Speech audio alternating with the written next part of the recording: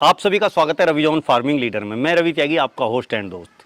मेरे सभी बुजुर्ग और किसान साथियों को मेरा राम राम। तो किसान साथियों, आज हम जिक्र करेंगे नाशपाती के बारे में, यानी कि एशियन पीयर के बारे में।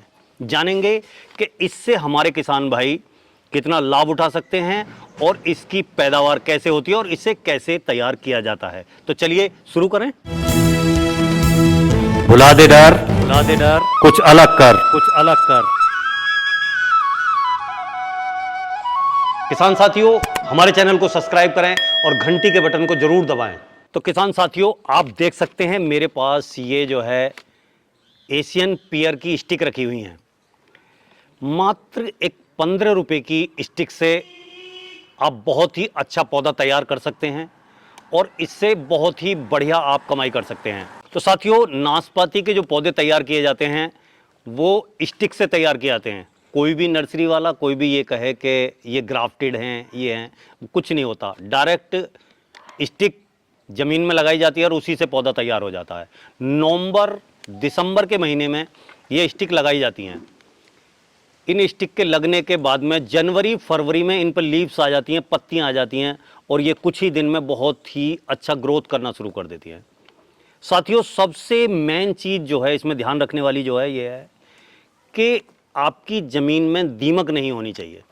अगर दीमक आपकी ज़मीन में होगी तो इसको दिक्कत हो सकती है। तो पहले से ही आप अपनी मिट्टी का दीमक का ट्रीटमेंट करें और उसके बाद ही ये जो है अपनी ज़मीन में स्टिक लगाएं।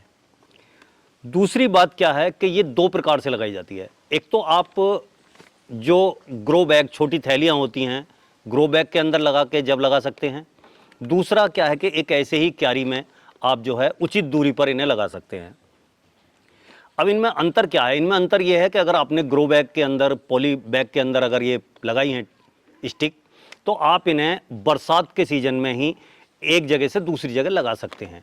और अगर आपने ज़मीन में लगाई हैं तो फिर वही एक साल के बाद में नवंबर दिसंबर में आप ऐसे ही जड़ से इन्हें उखालेंगे और उखाल के आप जहाँ लगाना चाहें, आप अपने खेत की बाउंड्री पर लगाना चाहें, आप अपने खेत में पूरा इकट्ठा लगाना चाहें, लगा सकते हैं।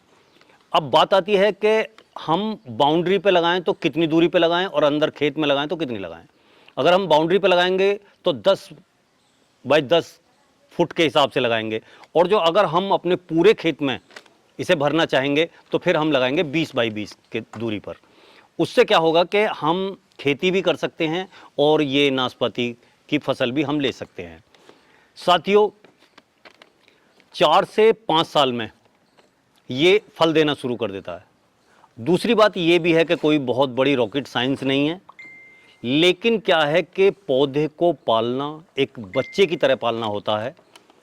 आप अच्छी ग्रोथ करेंगे तो आपका पौधा अच्छा ग्रोथ करेगा और वो 4 साल में फ्रूट देगा। अगर आपने कम केयर की है तो वे 5 से 6 साल भी लग सकते हैं, ज़्यादा भी लग सकते हैं।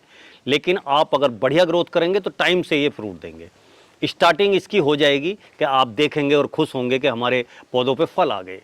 लेकिन जो मेन फ्रूटिंग है, जैसे 5 से 6 कुंटल फल आपके जो है 7 से 8 साल में आपको मिलने शुरू हो जाएंगे। सबसे अच्छी बात क्या है कि कोई बीमारी, कोई रोग, कोई व्याध इसमें नहीं है। बाउंड्री पे आप देखेंगे कि कोई केयर नहीं है, फिर भी ये बहुत अच्छी तरह से फ्रूटिंग देते हैं। और दूसरा, अब बात आती है मिट्टी की। हर प्रकार की मिट्टी में ये कामयाब है, क्योंकि पहाड़ी एरिया में भी कामयाब है, गंगा के और यमुना के मैदानी इलाकों में भी ये कामयाब है। बलुई दोमट मिट्टी में बहुत अच्छी ग्रोथ इसकी होती है। अगर कम पानी वाली ज़मीन है तो भी ये ग्रोथ करेगी और ज़्यादा पानी वाली ज़मीन है तब भी ये ग्रोथ करेगी। और बात करें टेम्परेचर की, कई बार क्या होता है, राजस्थान वाले भाई या और दूसरी जगह जहाँ ज़्यादा तापमान रहता है वो मालूम करते हैं कि टेम्परेचर कैसा सूट करता है इसे। तो 45 डिग्री तक इसे कोई दिक्कत वाली बात नहीं है। हम क्या करते हैं कि हमारे जो लीची के बाग हैं, उन लीची के बागों के चारों तरफ हमने बाउंड्री लगाई हुई है, जिससे गर्मियों में जो गर्म हवाएं चलती हैं ये उन्हें भी रोकती हैं, क्योंकि लीची को थोड़ा ठंडे मौसम की ज़रूरत होती है। साथियों, ये फल बहुत ही बेहतरीन फल है। और इसे उगाने से किसान भाई बहुत लाभ उठा सकते हैं। तो साथियों, इसका जो लगाने का सही टाइम है वो शुरू हो गया है, इसीलिए हम बहुत सारे किसानों को ये स्टिक जो है भेज रहे हैं। पूरे भारत के हर प्रदेश से जो इसके ऑर्डर आए हुए हैं और हम उन्हें टाइमली भेज रहे हैं और वो इन्हें लगाएंगे और आगे बढ़ेंगे। अगर कोई किसान भाई ये वीडियो देखने के बाद में नाशपाती या एशियन पियर लगाने का इच्छुक है तो वो हमारे नंबर पर कॉल करके हमसे बात कर सकता है, इसके बारे में जानकारी ले सकता है और समझ सकता है कि वो भी ये करना चाहे तो कर सकता है और ऑर्डर हमें कर सकते हैं, जिससे कि हम टाइमली उनके पास ये स्टिक भेज दें और वो इनसे लगाकर पौधे तैयार करके जो है अपने खेतों में लगा सकें और एक बहुत ही अच्छा मुनाफा पा सकें। तो साथियों, इस वीडियो में आपने एशियन पियर के बारे में, नाशपाती के बारे में जानकारी ली। अगर ये जानकारी आपको अच्छी लगी हो तो वीडियो को लाइक करें, शेयर करें, चैनल को सब्सक्राइब करें और घंटी के बटन को जरूर दबाएं। ये वीडियो देखने के लिए आप सभी का बहुत बहुत धन्यवाद। मैं रवि त्यागी, रवि जॉन फार्मिंग लीडर से।